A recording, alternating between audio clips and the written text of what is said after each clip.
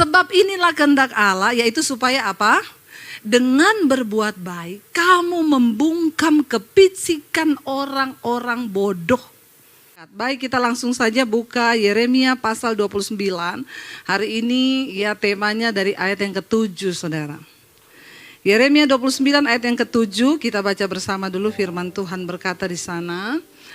1, 2, 3, usahakanlah kesejahteraan kota kemana kamu aku buang, dan berdoalah untuk kota itu kepada Tuhan, sebab kesejahteraannya adalah kesejahteraanmu. Firman Tuhan berkata kita harus berdoa bagi kesejahteraan kota, ya di mana kita dibuang, ya, dan berdoa untuk kesejahteraan kota itu karena kesejahteraan kota itu adalah kesejahteraan kita juga. Saudara, kenapa ayat ini keluar? Saya pengen kita baca mulai dari ayat yang pertama dulu supaya kita mengerti firman Tuhan. Yeremia 29 ayat yang pertama. Firman Tuhan berkata begini, jadi ketika penulisan surat ini itu Yeremia disuruh Tuhan, dia mendapatkan firman Tuhan untuk menulis surat kepada orang-orang Israel yang dalam pembuangan di Babel. Tuhan menaklukkan bangsa Israel kepada Raja Nebukadnezar supaya mereka itu bertobat. Di dalam pembuangan, Tuhan menyuruh Yeremia menulis surat yang adalah firman Tuhan isinya. Ya, kita lihat ayat yang pertama, firman Tuhan berkata begini. Beginilah bunyi surat yang dikirim oleh Nabi Yeremia dari Yerusalem. Kepada siapa? Kepada tua-tua di antara orang buangan, kepada imam-imam, kepada nabi-nabi, dan kepada seluruh rakyat yang telah diangkut ke dalam pembuangan oleh Nebukadnezar di Yerusalem ke Babel. Ketika Nebukadnezar menjarah ya Yerusalem, menundukkan kota itu, dia mengangkut bahkan perkakas rumah Tuhan, emas peraknya dibawa ke Babel, dan dia membawa pada angkatan yang pertama yang dia pilih orang-orang pintar. Orang-orang yang berpengaruh di kota itu, yang dia bawa siapa dulu pertama? Tua-tua di Israel ya, dan nabi-nabi, imam-imam itu dibawa, termasuk dalam angkatan itu Daniel. Ya, Sadrak, Mesak, dan Abednego. Dia cari orang-orang yang pinter, berperawakan baik, berkelakuan baik dari Israel dibawa ke Babel. Untuk apa? Untuk mensejahterakan kotanya. Ya, saudara, kita lihat di sini. Lalu ayat yang kedua berkata di sana, firman Tuhan berkata, saudara, ayat yang kedua, kita baca bersama.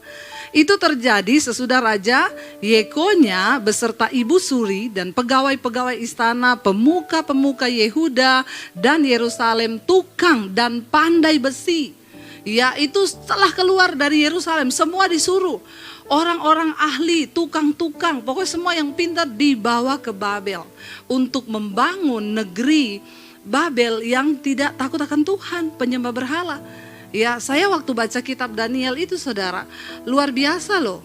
Raja memilih orang-orang yang hidupnya tidak bercela untuk membangun ya negeri yang tidak takut Tuhan. Dibutuhkan orang-orang kudus. Itu negeri yang gak takut Tuhan loh. Ya, yang tidak menyembah Allah. Dia ambil orang-orang yang berperawakan tinggi, yang pintar, hidupnya tidak bercela. Apalagi Indonesia membutuhkan orang-orang yang hidupnya tidak bercela. Ya, lalu ayat yang ketiga berkata di sana, kita lanjutkan. Surat itu dikirim dengan perantaraan Elasa bin Safan dan Gemaria bin Hilkia yang diutus oleh Sedekia Raja Yehuda ke Babel kepada Nebukadnezar Raja. Bunyinya begini surat itu. Ayat yang ketiga, ayat yang 4. Beginilah firman Tuhan semesta alam Allah Israel kepada semua orang buangan yang diangkut ke dalam pembuangan dari Yerusalem ke Babel. Ayat yang kelima. Dirikanlah apa? Rumah untuk kamu diami, buatlah kebun untuk kamu nikmati hasilnya. Ayat yang ke-6 di sana dikatakan, ya, ambillah istri bagi anak-anak laki-lakimu dan perempuan, ambilkanlah istri bagi anak-anakmu laki-laki dan carikanlah suami bagi anak-anakmu perempuan supaya mereka melahirkan anak-anak laki-laki dan perempuan agar di sana kamu bertambah banyak dan jangan berkurang. Jadi Tuhan berfirman lewat Yeremia, kasih tahu sama orang-orang buangan itu. Ya, dan ayat yang ke-7 tadi yang kita baca, saudara, menjadi ayat tema hari ini adalah ya, usahakanlah kesejahteraan kota Di mana kamu aku buang, dan berdoalah untuk kota itu, karena kesejahteraannya adalah kesejahteraanmu juga. Nggak peduli ketika itu mereka sedang dalam pembuangan, tidak enak. Keadaan tidak bisa mengizinkan untuk mereka berbahagia, tetapi Tuhan menuntut setiap mereka menjadi anak Tuhan. Bukan hanya bisa berbahagia, tapi bisa menjadi berkat untuk kota itu. Amin. Bagaimana caranya? Kita balik ke ayat 5 tadi. Bagaimana yang pertama untuk kita ini bisa menjadi berkat dengan masyarakat? Firman Tuhan bilang, dirikanlah rumah untuk kamu diami, buatlah kebun untuk kamu nikmati hasilnya. Artinya apa, saudara? Yuk kita belajar hidup tertib di tengah masyarakat. Yang pertama dimulai, kita ini harus bisa mengatur rumah tangga kita sendiri. Katakan, amin. Gak usah kepo dengan rumah tangga orang. Urus rumah tangga kita sendiri lebih dahulu. Firman Tuhan bilang, bangun rumahmu, kamu diami rumah itu, buat kebun. Untuk apa? Kamu hidup dari hasil kebun itu. Artinya apa, saudara? Setelah kita punya keluarga, semua di sini punya keluarga kan? Ya, semua punya ya. Yang sudah punya rumah sendiri, angkat tangan. Enggak apa-apa, yang belum punya nanti kita doakan biar punya loh. Kan Tuhan bilang punya rumah di bumi dan... Nah itu semangat semua langsung kan. Ya, jadi saudara, yang pertama Tuhan bilang, ya dirikan rumah, lalu kamu harus mendiami di situ. Kenapa? Memang kebutuhan manusia itu yang pertama tuh Tuhan. Yang kedua, setelah kita ada di bumi ini, rumah dulu lah kalau bisa, amin. Ya, saya dulu walaupun saya naik motor, anak saya 3, kadang bonceng 5. Sebenarnya enggak boleh itu, kalau ketemu polisi tangkap. Tapi saya nggak apa-apa, kita nabung untuk beli rumah. Saya nggak mau beli mobil dulu, ya. Buat apa? Kita di mobil nggak bisa masak kan? Ya, ngapain gaya-gayaan? Tapi orang di Jakarta ini kebalikan. Yang penting gaya dulu. Pokoknya tunjukin mobilnya. Padahal, ya itu, ya. Saudara, yang pertama ya kita tuh, Tuhan mau kita punya rumah. Kenapa? Kalau kita tuh punya rumah, kita bisa menata hidup kita. Lalu yang kedua, punya hasil di hidupmu. Tuhan bilang sama bangsa Israel pada waktu itu, kamu bikin kebun, ya, buka kebun, buat kebun, lalu kamu nikmati hasil kebun itu, makan dari kebun itu. Supaya dengan kata lain, kamu jangan minta, harus kerja. Orang yang tidak bekerja tidak boleh makan. Jangan malas, harus bekerja. Ya, kalau nggak mau kerja, jangan makan. Itu kata firman Tuhan. Saya ini pernah mengalami, saya percaya Tuhan itu menciptakan semua manusia di dunia dengan kemampuan untuk bertahan hidup. Nggak ada satu orang pun yang nggak bisa hidup, saudara. Saya dulu, ketika saya keluar dari keluarga saya, waktu saya diusir dari rumah, yang saya punya cuma tenaga kan, saya nggak punya uang, saya nggak punya apa-apa. Makanya saya nginap di kos-kosan, saya numpang tinggal, numpang makan di situ. Apa yang saya bisa beri? Tenaga saya. Saya nyapu, saya nyuci pakaian anak-anak kos, saya nyetrika, saya masak di situ. Karena yang saya punya tenaga waktu itu. Saya nggak mau jadi batu sandungan, walaupun cuma numpang, tapi kita harus jadi berkat. Amin. Ada orang nggak tahu diri, udah numpang nggak ngapa-ngapain lagi. Yang kayak begini bagus dibaptis ulang ya. Rendam berapa menit? Nah, dia buka mata langsung di rumah Bapak. Jadi saudara, kita ini harus, saya juga pernah merasakan ketika sudah menikah, saya punya anak. Kami benar-benar kekurangan dari soal uang. Tapi saya punya prinsip dengan suami, kita nggak mau minta, nggak mau pinjam, apalagi utang. Kita pernah merasakan jualan jus di pinggir jalan sampai jam 12 malam. Saya udah khotbah, saudara. Ya, bukan warung loh, dipinjemi halaman toko, dikasih lampu 1. Kita jualan pakai gerobak di situ.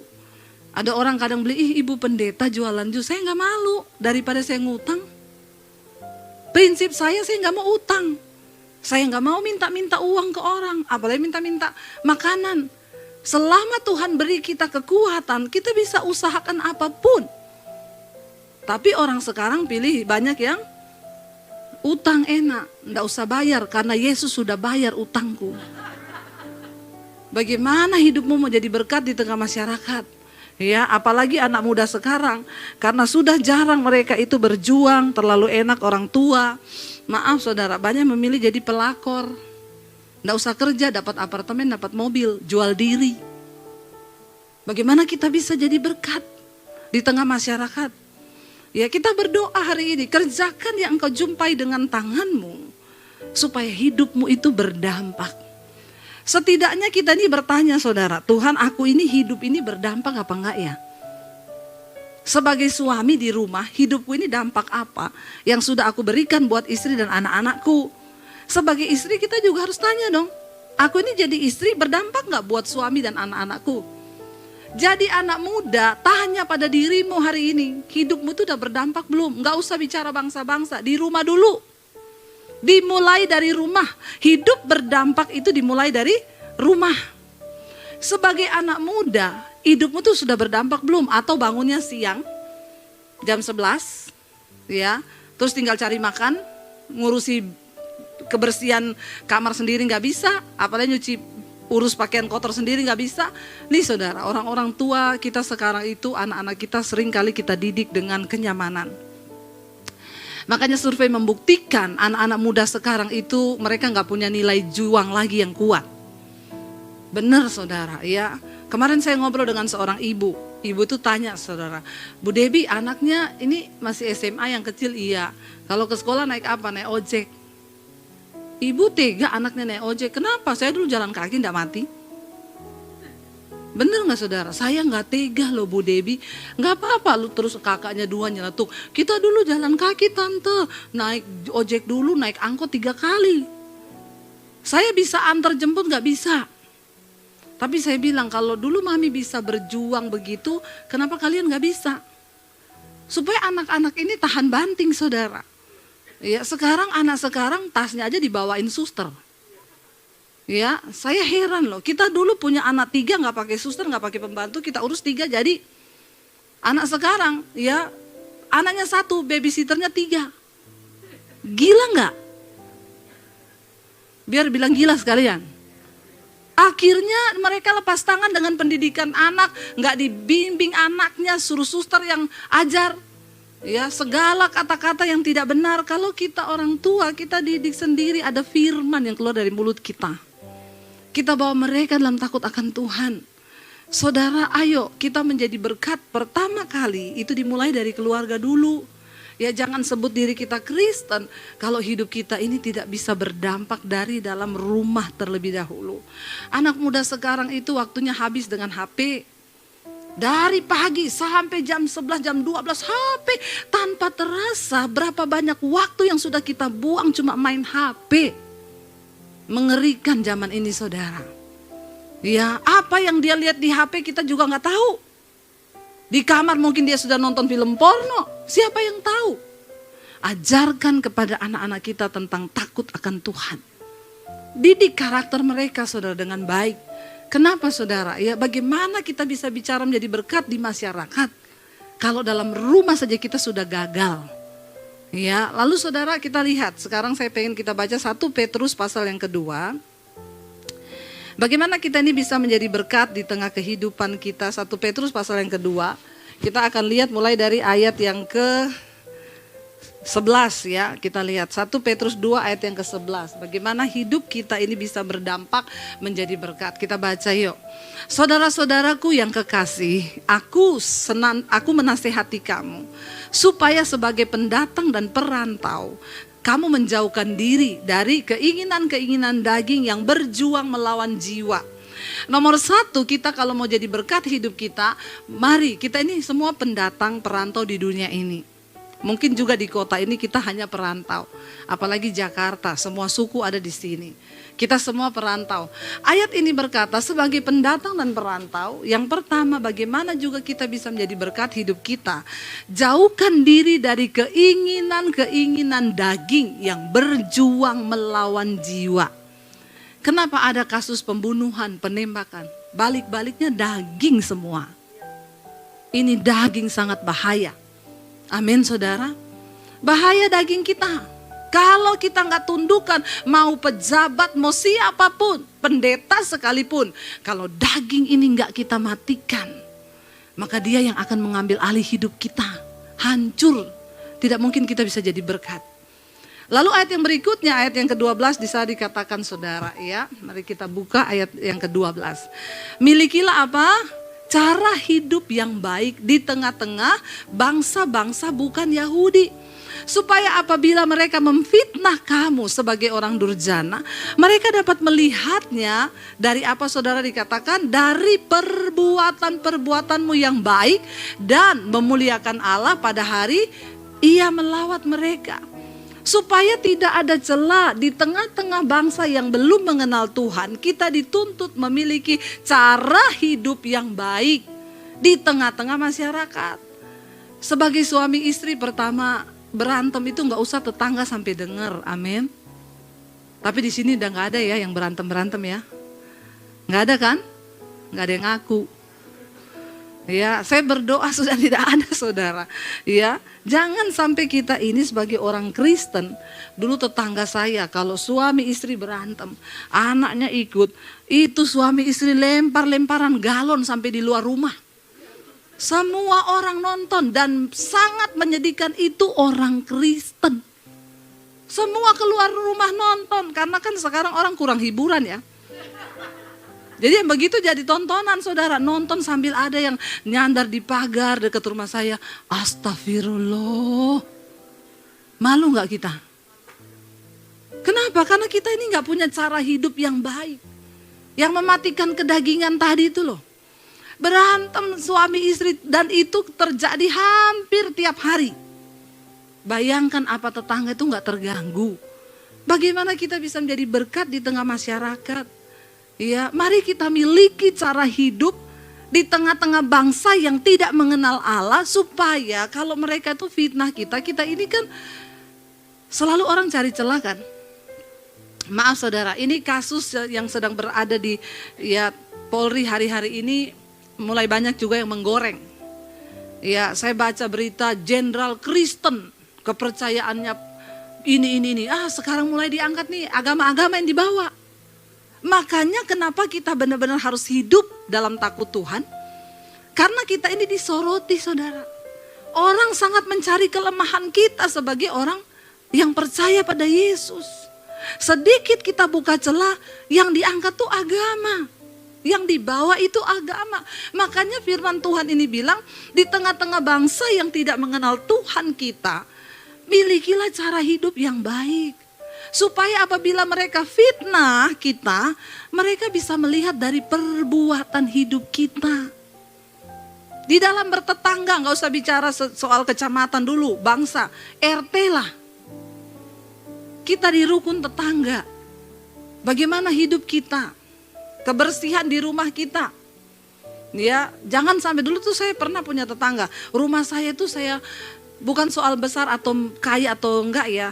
Tapi kan bersih, saya taruh tanaman, saya taruh apa. Jadi orang itu lihat rumah saya tuh healing. Tapi saya lihat rumah tetangga saya, sinting. Kan sekarang dua, kalau nggak healing sinting ya. Dia enak keluar rumah, lihat rumah saya tanaman gantung-gantung, ada kembang kembojanya berbunga. Saya keluar rumah, lihat pakaian dalam dia gantung semua di atas rumah. Di depan pintu itu Batman bergantungan saudara. Itu kan aduh ya saudara, merusak pemandangan loh. Bagaimana hidup mau jadi berkat? Orang keluar lihat rumahnya, sampah di depan rumah orang Kristen. Ya, ayo kita nih berdoa supaya hidup kita dari hal-hal kecil. Nggak usah ngomong yang terlalu besar. Mau bernubuat bagi bangsa pret. Yang kecil-kecil ini loh. Ya, bayar iuran di RT jangan telat. Kalau perlu lunasi setahun. Yang amin satu tok. Uang sampah, uang apa, saya dibawain list, Bu Debi ini loh yang telat-telat ini udah 3 bulan gak bayar. Orang Kristen. Bikin malu gak saudara? Ya, itu kita sudah tidak menjadi berkat. Biar kebaikan hatimu tuh diketahui semua orang. Anak saya itu ada paket dititipi di pos satpam. Dia ambil, Pak titipan yang buat saya. Siapa ya? Kamu anaknya siapa? Anaknya Bu Debi, nomor rumah ini. Oh, ibu baik. Loh, saya di pos security orang bilang ibu baik loh. Kenapa? Tiap pulang ada roti 1 dus. Pak, stop. Nih ada roti bagi-bagi ya. Siap Bu, terima kasih ya Bu. Ya, tiap bulan ngasih sembako. Ada berapa security di sini? Kalau kita bisa berbuat baik, kenapa enggak? Amin. Supaya iman kita ini tidak dijelek-jelekin saudara. Supaya kita ini bisa menjadi berkat. Terutama buat orang-orang yang belum mengenal Tuhan. Iya, jangan telat bayar iuran, bayar sampah. Berkati orang-orang yang berkekurangan di sekeliling kita. Iya, lalu ayat yang berikutnya berkata apa saudara? Bisa dikatakan tunduklah karena Allah kepada semua lembaga manusia, baik kepada raja, kepada presiden sebagai pemegang kekuasaan tertinggi. Lalu ayat 14 berkata, juga saudara di sana dikatakan 14, maupun kepada siapa? Wali-wali yang diutusnya untuk menghukum orang-orang yang berbuat jahat dan menghormati orang-orang yang berbuat baik. Jadi saudara, semua lembaga-lembaga pemerintahan itu kita harus tunduk. Amin. Jadilah warga negara yang baik. Ya, punya KTP, jangan KTP mati nggak diurus. Ya, kakaknya itu semua yang teratur, ya. Disuruh bikin BPJS, bikin BPJS. Ya, bayar tiap bulan supaya kita ini kan mau menuju juga negara ini yang baik, saudara. Ya, supaya kita ini bisa menghormati. Kalau kita tidak bisa menghormati pemerintah yang kita lihat, bagaimana kita bisa menghormati Allah yang nggak kita lihat? Satu kali ada ibu-ibu telepon saya, Bu, saya sudah kelabakan sama anak saya. Kenapa? Ngamuk Bu, minta uang nggak dikasih, ngamuk. Terus dia angkat parang, saya mau dibacok. Apa yang harus saya lakukan Bu Debbie? Aduh, ibu aja sudah menyerah, apalagi saya datang, saya dibacok juga sama anakmu. Lah terus Bu, apa yang saya lakukan? Lapor polisi Bu. Loh nggak apa-apa Bu, kita orang percaya lapor polisi. Polisi itu adalah lembaga yang diberi kekuasaan saudara hari-hari ini memang sudah terjadi. Ya sekarang ini polisi tercoreng, tapi tolong sebagai warga, jangan buka celah karena banyak pihak-pihak yang mau menghancurkan bangsa ini, mau mengadu domba. Ya, kita harus tetap kuat, dukung pemerintah. Ya, kita beri kesempatan lah, masih ada orang-orang di Polri yang akan dipakai Tuhan menjadi orang-orang yang benar. Amin saudara, apalagi dengan kasus ini bukan secara kebetulan, Tuhan yang buka. Kenapa? Karena Tuhan sedang membersihkan lembaga-lembaga institusi di dalam kepemerintahan ini. Kenapa? Ini jawaban doa kita bersama. Ya, kita doakan saudara, dukung terus pemerintah. Ya, jangan ada akhirnya orang bisa ambil celah mengadu domba bangsa ini, sedikit saja terpeleset. Bisa terjadi, kita kan tidak mau terjadi kerusuhan, kekacauan lagi, sudah cukuplah bangsa ini belajar.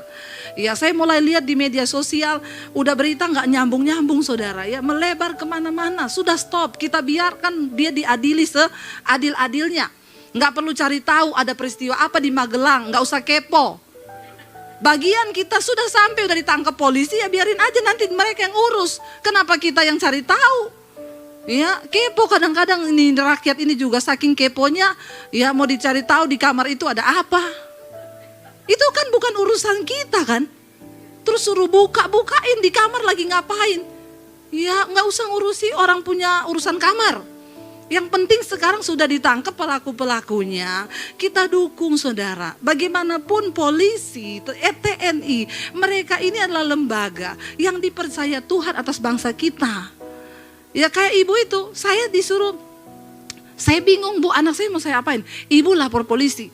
Enggak berdosa Bu, enggak Bu, itu wakil Tuhan juga, pemerintah itu wakil Tuhan di dunia. Kalau hukum Tuhan tidak bisa bicara kepada anak ibu, ya hukum dunia ada, itu Tuhan izinkan. Enggak apa-apa ya Bu Debbie, enggak apa-apa, pasti dia kapok. Bener, dilaporin polisi datang. Anaknya diangkat pakai patroli, baru kali itu anaknya kencing di celana.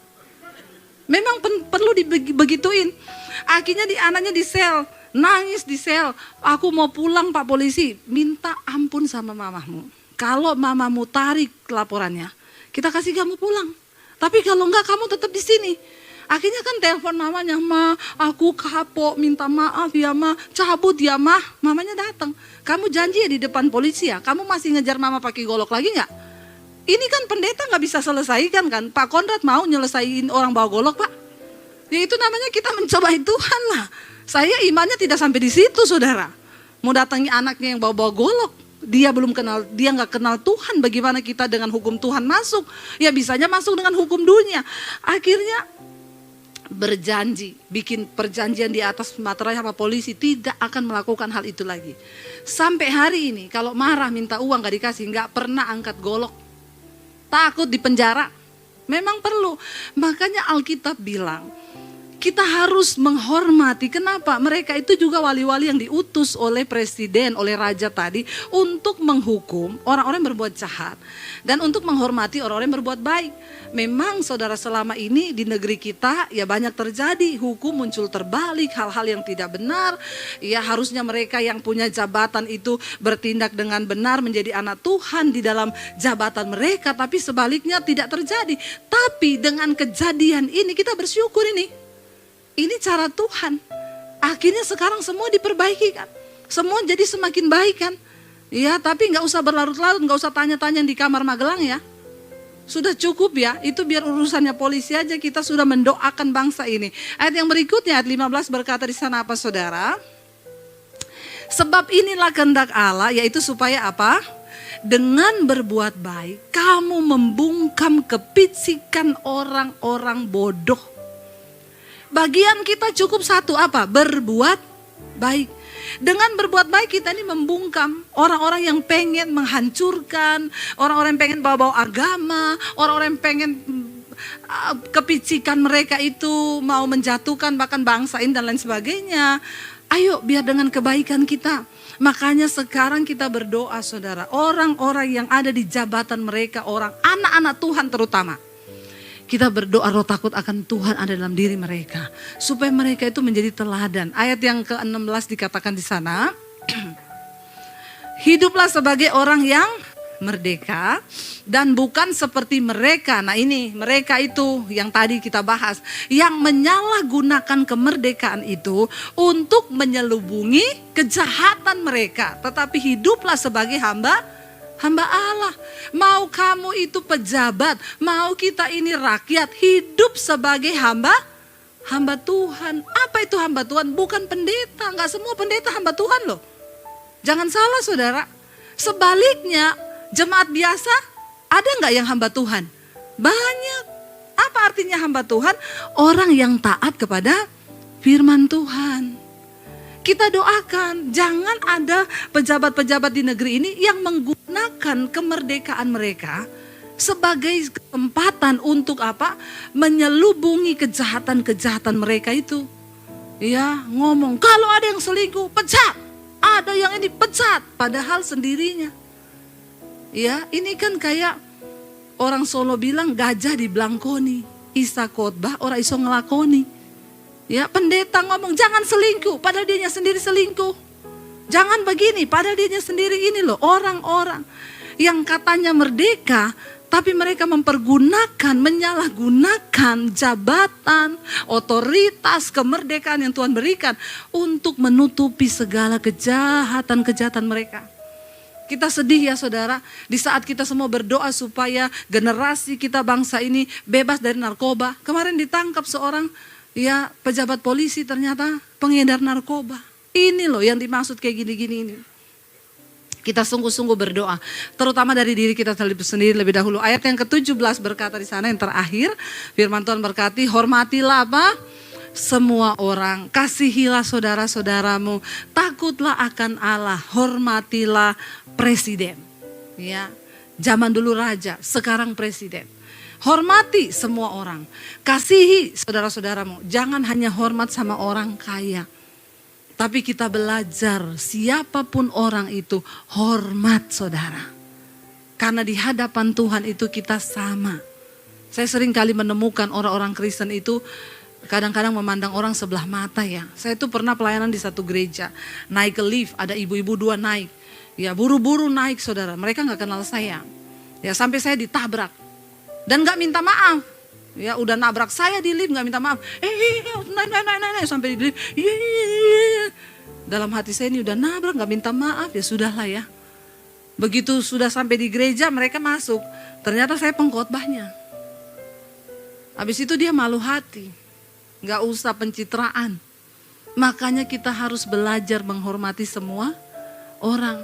Karena kita nggak pernah tahu saudara ya, mau itu orang kaya mau orang miskin, ingat loh mereka itu ciptaan Tuhan. Gambar Allah ada dalam diri mereka. Mari kita belajar bagaimana hidup kita ini menjadi berkat di masyarakat. Hormati semua orang.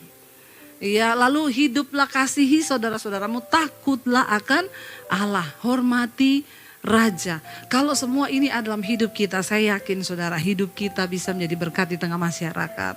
Orang boleh melihat hidup kita dan berkata, saya undang para imam musik akan berkata itu luar biasa ya, anak Tuhan loh, orang Kristen loh, itu hidupnya wow gitu ya. Supaya apa orang beri julukan kepada kita, saya bersyukur, oh ibu baik. Saya dibilang ibu baik. Nah saudara, apa julukan yang orang berikan kepada kita? Ayo kita sama-sama menjadi berkat di tengah masyarakat. Diawali dari dalam keluarga terlebih dahulu. Baru kita bisa ya ke tempat yang lebih luas, yaitu dimanapun saudara berada, di kantor, di masyarakat, di RT, di kelurahan, bahkan sampai ke bangsa-bangsa. Mari kita bangkit berdiri bersama. Terima kasih Bapak, kami percaya mungkin PPW bisa angkat satu lagu. Terima kasih Tuhan, Engkau yang sudah mengizinkan kami untuk mendengarkan berita firman-Mu. Ajar kami Tuhan untuk menjadi berkat hidup kami. Supaya bangsa ini boleh dibawa kepada tujuan Tuhan, tujuan ilahi-Mu Bapa. Terima kasih Yesus. Yesus Kau kebenaran. Amin Tuhan. Yang menyelamatkanku. Kau memberikanku hidup dan pengharapan Tuhan. Katakan ku ikut kehendak-Mu Tuhan. Ku ikut kehendak-Mu. Ku perlu anugerah-Mu. Ku perlu anugerah-Mu. Tuh nyatakan janji-Mu kepadamu. Mari angkat tanganmu, katakan pada Tuhan. Kalau ku hidup bagimu, hatiku tetap menyembahmu. Dunia tak bisa menjauhkanku dari kasih-Mu.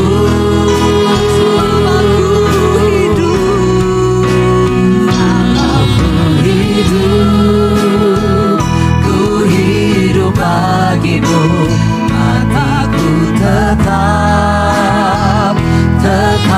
menyembahmu. Dunia tak bisa menjauhkanku dari kasih-Mu. Lebih lagi katakan, kalau ku hidup.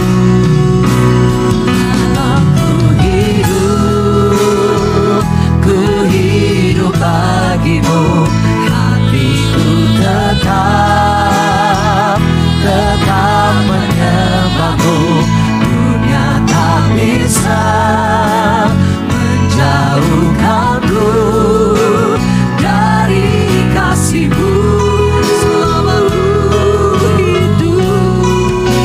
Selama ku hidup bagimu, mataku tetap memandangmu. Dunia tak bisa menjauhkanku dari kasih-Mu. Biar ini menjadi komitmen kita di hadapan Tuhan. Tuhan, mampukan kami hidup menjadi alat Tuhan, menjadi surat Kristus yang terbuka bagi semua orang. Dimulai dari rumah tangga kami. Sebagai suami, jadikan kami suami yang berdampak bagi istri dan anak-anak. Sebagai istri kami mau jadi istri yang berdampak bagi suami dan anak-anak. Demikian sebagai anak-anak, Kami mau hidup berdampak bagi orang tua kami. Ini hidup kami Tuhan. Apa yang perlu kami benahi, ajar kami membenahi.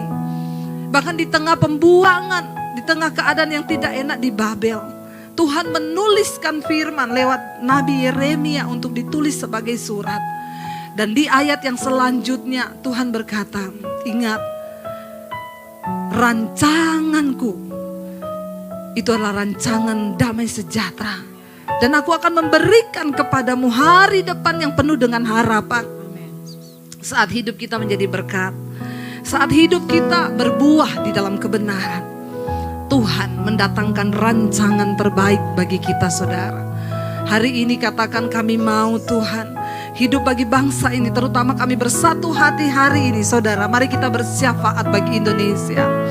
Mari bawa bangsa ini ke hadapan Tuhan. Kami berdoa buat Indonesia Tuhan. Selamatkan bangsa di mana di tempat ini kami ada. Engkau tempatkan kami. Berkati bangsa ini Tuhan. Kami berdoa roh takut akan Tuhan Engkau berikan kepada pemerintahan kami. Mulai dari Bapak Presiden Jokowi, wakil-wakilnya, TNI, Polri, Tuhan beri rasa takut akan Tuhan.